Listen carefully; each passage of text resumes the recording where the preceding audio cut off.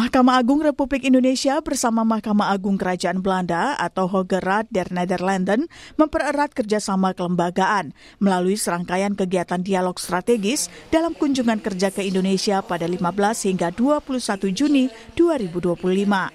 Salah satu agenda utama adalah diskusi semi publik yang digelar hari Kamis 19 Juni di Auditorium Badan Strategi Kebijakan dan Pendidikan dan Pelatihan Hukum dan Peradilan MA di Bogor, Jawa Barat.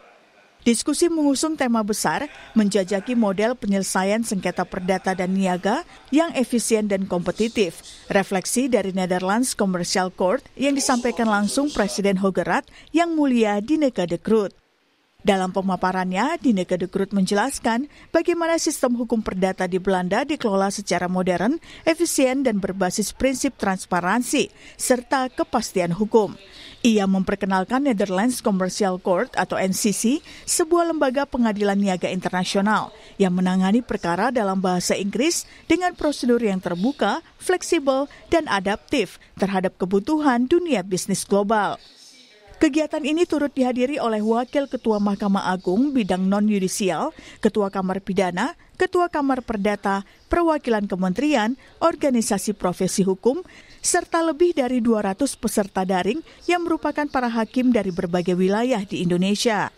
Tidak hanya itu, pada sesi kedua diskusi, materi yang disampaikan juga tak kalah menarik dengan mengangkat topik meninjau ulang penanganan perkara narkotika, pertukaran Indonesia-Belanda menuju pendekatan yang proporsional dan berbasis keadilan. Materi ini disampaikan oleh Hakim Agung Hoge Raad, Tis Koemans, yang membagikan perspektif sistem hukum pidana Belanda dalam menangani perkara narkotika dengan pendekatan yang lebih proporsional dan rehabilitatif. Kepala Badan Strategi dan Kebijakan Pendidikan dan Pelatihan Hukum dan Peradilan Mahkamah Agung RI, Bambang Heri Mulyono, mengatakan kegiatan ini merupakan bentuk tindak lanjut dari kerjasama jangka panjang antara Mahkamah Agung RI dan Mahkamah Agung Kerajaan Belanda atau Hoge Raad yang telah terjalin sejak lama. Kehadiran dari Yang Mulia Ibu Dineke de Groot ini adalah merupakan tindak lanjut dari kolaborasi yang sudah dibangun cukup lama.